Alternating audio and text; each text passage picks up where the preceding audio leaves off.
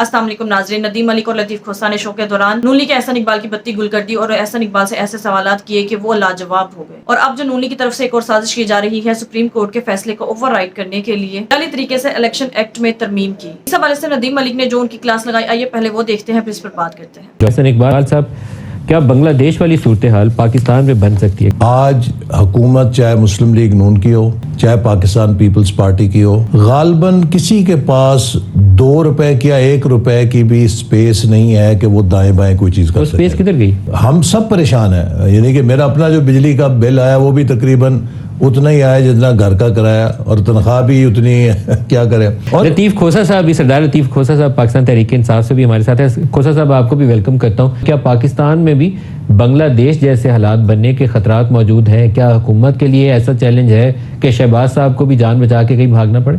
देखें, कल मैं सवाबी में मौजूद था। यकीन कीजिएगा कि मीलों मील तक हम जो है, मुझे 4 घंटे लगे सिर्फ वो एक सड़क को क्रॉस करने में। इतना ज़्यादा लोगों का जम्मे गफीर था। सड़कें सारी जो है वो लोगों के काफ़िले आते हुए, और वो आज खुद आ रहे थे। यकीन कीजिएगा कि लोग बहुत आगे बढ़ चुके हैं सियासतदानों से, चूँकि सियासी जमातों को इन्होंने ख़त्म कर दिया है लिटरली। हुकूमती जमात तो खैर वैसे ही एग्जिस्ट नहीं करती है, ये तो जो एस्टैब्लिशमेंट ने उठा के इनको ज़बरदस्ती बिठा के दे दिया। और दरअसल हुकूमत तो वो खुद कर रहे हैं, ना वज़ीर ख़जाना इनके हैं, ना वज़ीर दाखिला इनके हैं, ना वज़ीर आला बलूचिस्तान इनके हैं, ना पंजाब में ये सिपाही तब्दील कर सकते हैं, क्योंकि माशाल्लाह IG और एडमिनिस्ट्रेशन वही है जो पहले उन्हीं की है जो चला रहे थे। और हमें जो है पाकिस्तान तहरीक इंसाफ सारों को तितर बितर करके कायद को अंदर किया हुआ है। जिस तरह वो खालदा को अंदर किया हुआ था, उसी तरह जो है इमरान खान को भी अंदर किया हुआ है। लोग बहुत आगे बढ़ जाएंगे, क्योंकि जो और एक इशू पर देखें, बांग्लादेश की हुकूमत को गिरा दिया गया है कोटा, फेवरेटिज्म, नेपोटिज्म, करप्शन, इसको इतना रैम्पेंट था। हालांकि जो आर्मी चीफ था उसका कजन था हसीना वाजिद का, और यकीन कीजिएगा लोग जाके यूं करके आज सीना चाक के खोलते थे, और गोली मार के, गोली जब लगती थी तो दूसरा आगे आ जाता था, मारो गोली। 1000 लोगों को इन्होंने जो है वहाँ एस्टैब्लिशमेंट ने वहाँ कत्ल किया। 1000 लोगों के बाद जो है उन्होंने भी हाथ खड़े कर दिए, और हसीना वाजिद को चूंकि आर्मी चीफ उसका कजन था, उसने उसको जहाज फराहम कर दिया कि तू बीबी दिल्ली चली जा। वो मान नहीं रही थी बाहर का, उसको जान उसकी बख्शी कर दी।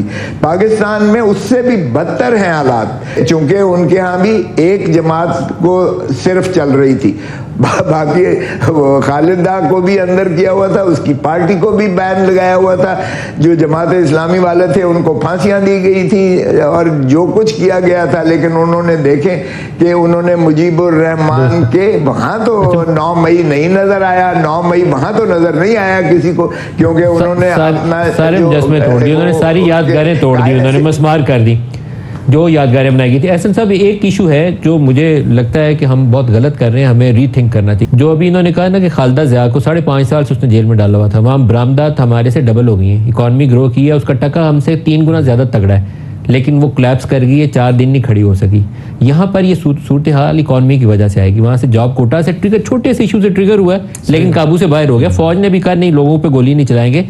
यहाँ पे भी लोग अगर सड़कों पे बिफर गया ना हजूम एक दफा, तो लोगों के पे फौज गोली नहीं चलाती। देखिए वहाँ पर आप लोगों को मुश्किल हो जाएगी। You need to rethink your strategy. Bangladesh में कम से कम उनकी इकॉनमी तो निस्बतन स्टेबल है ना, तगड़ी है हमसे, ठीक है ना, तगड़ी है, तो वो किसी लिहाज में कोई एजिटेशन या कोई चीज़ अफोर्ड कर सकते हैं।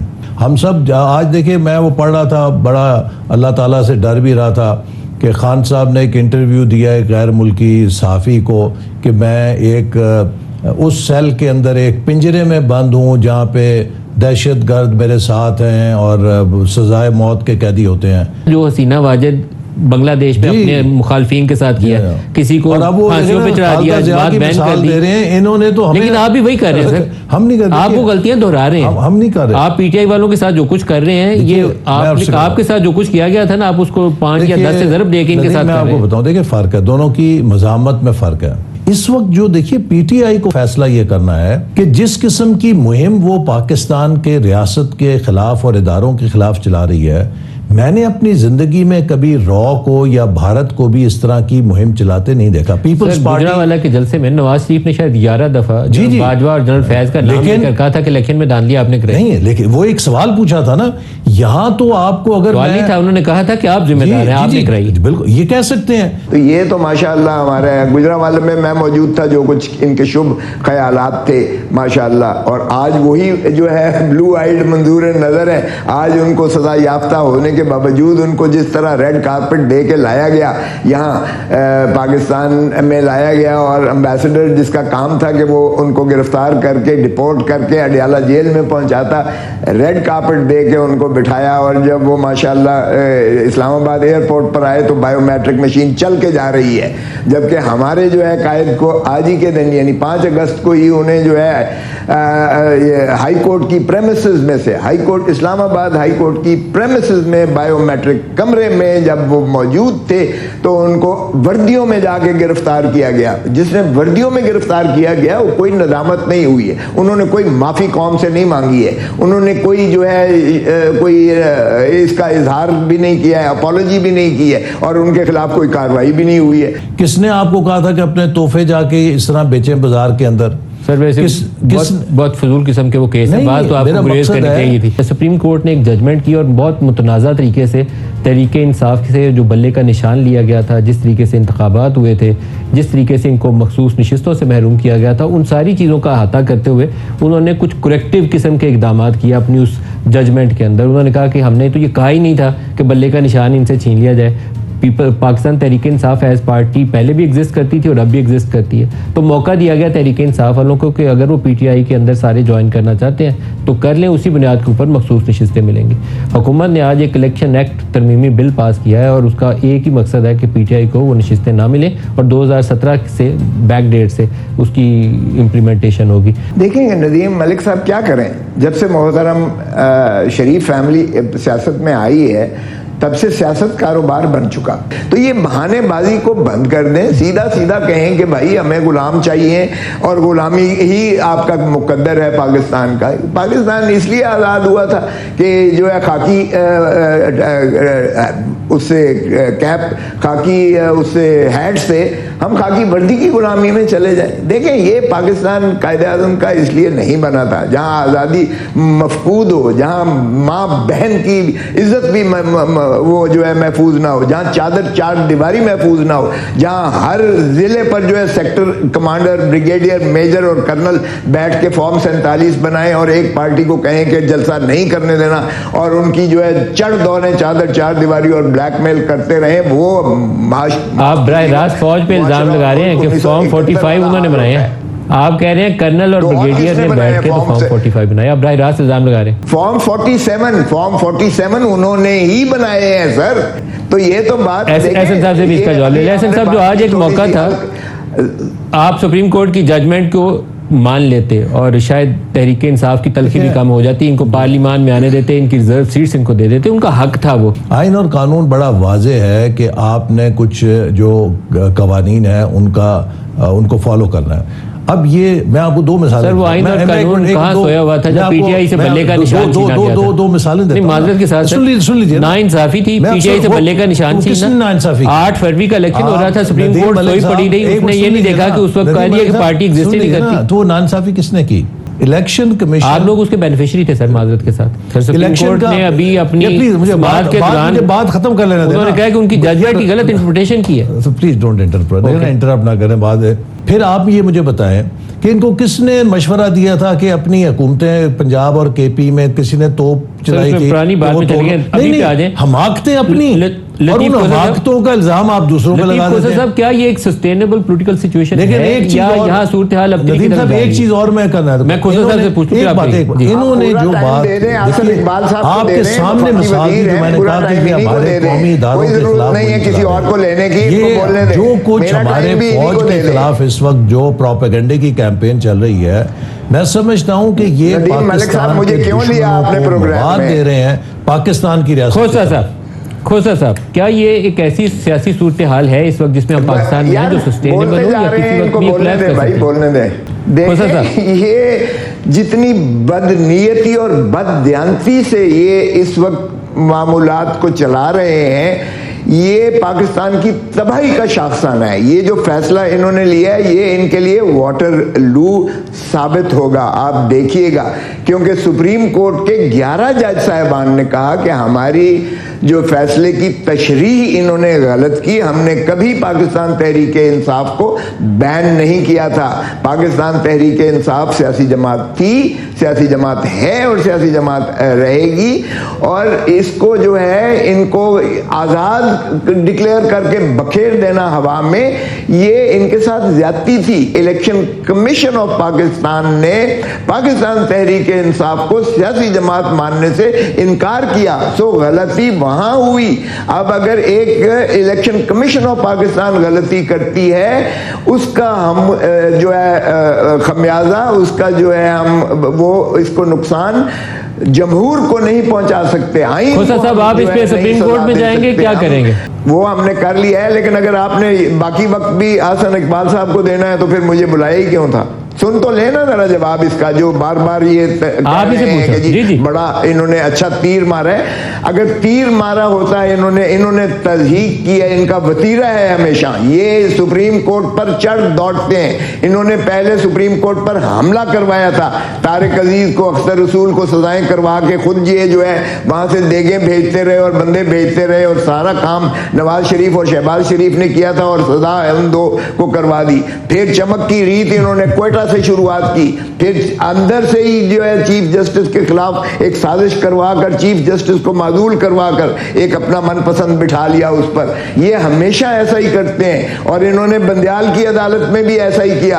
काजी फाइज ईसा साहब को खड़ा करके इन्होंने जो है किया और उसका इंतजार करते रहे। अब काजी फाइज ईसा साहब को ये 3 साल देना चाह रहे हैं और चाहते थे, ताकि उनको जो है उनके जरिए कुछ और काम भी जितने करवा सकते हैं करवा लें। और ये बदकिस्मती से सुप्रीम कोर्ट के बाकी जज साहिबान ने इसको फोर्सी करते हुए उन्होंने ये इनका जो है अज़ाइम, मज़मूम अज़ाइम खत्म कर दिए, खाक में मिला दिए कि 2/3 इनके पास ना होगा, ना ये तरमीम आइन में कर सकेंगे। मैं लतीफ़ खोसा साहब का कैसे मुकाबला कर सकता हूँ?